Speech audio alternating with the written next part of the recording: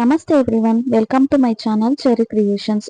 ನಾವಿವತ್ತು ಕ್ವಿಕ್ ಆಗಿ ಸೂಪರ್ ಟೇಸ್ಟಿಯಾಗಿ ಮಸಾಲಾ ಚಿತ್ರಾನ್ನ ಹೇಗೆ ಮಾಡೋದು ನೋಡೋಣ. ನಾನಿಲ್ಲಿ 1 ಕಪ್ ತೆಂಗಿನಕಾಯಿ ತುರಿ, 1 ಇಂಚು ಶುಂಠಿ, 4 ಹಸಿರು ಮೆಣಸಿನಕಾಯಿ, ಸ್ವಲ್ಪ ಕೊತ್ತಂಬರಿ ಸೊಪ್ಪು, ಸಾಸಿವೆ, ಸ್ವಲ್ಪ ಜೀರಿಗೆ, ಒಂದು ಅರ್ಧ ಕಪ್ಪು ಕಡಲೆ ಬೀಜ, 1 ಟೀ ಸ್ಪೂನ್ ಉದ್ದಿನಬೇಳೆ, 1 ಟೀ ಸ್ಪೂನ್ ಕಡಲೆಬೇಳೆ, 1/4 ಟೀ ಸ್ಪೂನ್ ಅರಿಶಿನ, 2 ಕಡ್ಡಿ ಕರಿಬೇವಿನ ಎಲೆ, 4 ರಿಂದ 5 ಗೋಡಂಬಿ, ಒಂದು ಅರ್ಧ ನಿಂಬೆಹಣ್ಣು, ರುಚಿಗೆ ತಕ್ಕಷ್ಟು ಉಪ್ಪು, ಮತ್ತೆ ಒಂದು ಅರ್ಧ ಕಪ್ ಎಣ್ಣೆ ತಗೊಂಡಿದ್ದೀನಿ. ಇವಾಗ ಹೇಗೆ ಮಾಡೋದು ನೋಡೋಣ ಬನ್ನಿ. ಮೊದಲಿಗೆ ನಾನಿಲ್ಲಿ ಒಂದು ಮಿಕ್ಸಿ ಜಾರಿಗೆ ಹಸಿರು ಮೆಣಸಿನಕಾಯಿ, ಶುಂಠಿ, ಕೊತ್ತಂಬರಿ ಸೊಪ್ಪು ಹಾಗೂ ಹಸಿ ತೆಂಗಿನಕಾಯಿ ತುರಿನ ಹಾಕ್ಕೊಂಡು ತರ್ತರಿಯಾಗಿ ರುಬ್ಕೊತಾ ಇದ್ದೀನಿ. ನೀರು ಹಾಕಬಾರ್ದು, ಹಾಗೇನೆ ರುಬ್ಕೋಬೇಕು. ನೋಡಿ, ಇಷ್ಟು ರುಬ್ಬಿದ್ರೆ ಸಾಕಾಗುತ್ತೆ. ನೆಕ್ಸ್ಟ್ ಇವಾಗ ಸ್ಟವ್ ಆನ್ ಮಾಡಿಕೊಂಡು ಒಂದು ಪ್ಯಾನ್ಗೆ ಅರ್ಧ ಕಪ್ ಎಣ್ಣೆ ಹಾಕೋತಾ ಇದ್ದೀನಿ. ಎಣ್ಣೆ ಬಿಸಿ ಆದ್ಮೇಲೆ ಅದಕ್ಕೆ ನಾವು ತಗೊಂಡಿರೋ ಕಡಲೆ ಬೀಜ ಹಾಕೊಳ್ಳೋಣ. ಕಡಲೆ ಬೀಜನ ಇವಾಗ ಚೆನ್ನಾಗಿ ಫ್ರೈ ಮಾಡ್ಕೋಬೇಕು. ಕಲರ್ ಎಲ್ಲ ಚೇಂಜ್ ಆಗಿ ಕ್ರಿಸ್ಪಿ ಆಗೋವರೆಗೂ ಫ್ರೈ ಮಾಡ್ಕೊಳ್ಳಿ. ಕಡಲೆ ಬೀಜ ಚೆನ್ನಾಗಿ ಫ್ರೈ ಆದ್ಮೇಲೆ ಅದನ್ನ ಒಂದು ಕಪ್ಗೆ ಎತ್ತಿಟ್ಕೊಬಿಡೋಣ. ನೆಕ್ಸ್ಟ್ ಇವಾಗ ಅದೇ ಪ್ಯಾನ್ಗೆ ಸಾಸಿವೆ ಹಾಕೋತಾ ಇದ್ದೀನಿ.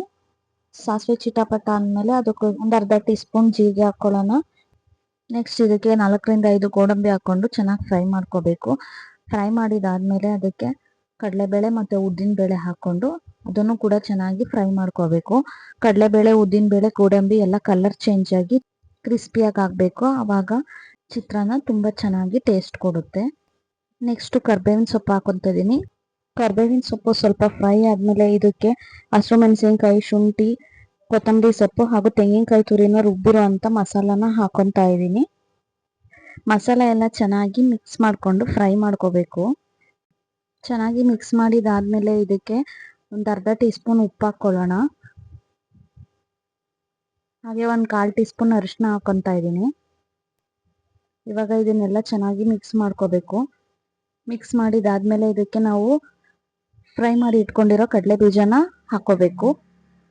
ಹಾಕೊಂಡು ಇದನ್ನು ಚೆನ್ನಾಗಿ ಒಂದ್ಸಲ ಮಿಕ್ಸ್ ಮಾಡ್ಕೊಳ್ಳಿ. ನನ್ನ ವಿಡಿಯೋಸು ನಿಮಗೆ ಇಷ್ಟ ಆಗ್ತಾ ಇದ್ರೆ ಪ್ಲೀಸ್ ಕಮೆಂಟ್ ಮಾಡಿ, ಲೈಕ್ ಮಾಡಿ, ಹಾಗೆ ನನ್ನ ಚಾನಲ್ನ ಸಬ್ಸ್ಕ್ರೈಬ್ ಮಾಡಿಕೊಂಡು ಸಪೋರ್ಟ್ ಮಾಡಿ. ನೆಕ್ಸ್ಟ್ ಇದಕ್ಕೆ ನಿಂಬೆ ರಸನ ಹಾಕ್ಕೊಂಡು ಒಂದ್ಸಲ ಚೆನ್ನಾಗಿ ಮಿಕ್ಸ್ ಮಾಡಿ ಇದನ್ನ ಅರ್ಧನ ಒಂದು ಬೌಲ್ಗೆ ಎತ್ತಿಟ್ಕೊತಾ ಇದ್ದೀನಿ.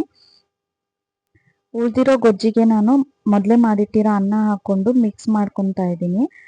ಅನ್ನ ಮತ್ತು ಗೊಜ್ಜು ಎರಡೂ ಹೊಂದ್ಕೊಳ್ಳೋ ಥರ ಚೆನ್ನಾಗಿ ಮಿಕ್ಸ್ ಮಾಡ್ಕೋಬೇಕು. ಮಿಕ್ಸ್ ಮಾಡಿದಾದ್ಮೇಲೆ ನೋಡಿ, ಮಸಾಲಾ ಚಿತ್ರಾನ್ನ ರೆಡಿಯಾಗಿದೆ. ಇದಕ್ಕೆ ಈರುಳ್ಳಿ ಮತ್ತು ಬೆಳ್ಳುಳ್ಳಿ ಎರಡನ್ನೂ ಹಾಕದೇ ಇರೋ ಕಾರಣ ಇದನ್ನು ದೇವರ ನೈವೇದ್ಯಕ್ಕೂ ಕೂಡ ಮಾಡ್ಕೋಬೋದು. ಇದೇ ಥರ ವೀಡಿಯೋಸ್ಗೋಸ್ಕರ ಲೈಕ್ ಮಾಡಿ, ಶೇರ್ ಮಾಡಿ ಹಾಗೂ ಕಮೆಂಟ್ ಮಾಡಿ ನನ್ನ ಚಾನಲ್ನ ಸಬ್ಸ್ಕ್ರೈಬ್ ಮಾಡ್ಕೊಳ್ಳಿ. ಇನ್ನೊಂದು ಬ್ಯೂಟಿಫುಲ್ ವಿಡಿಯೋ ಜೊತೆ ಮತ್ತೆ ಸಿಗ್ತೀನಿ. Thank you for watching. Bye.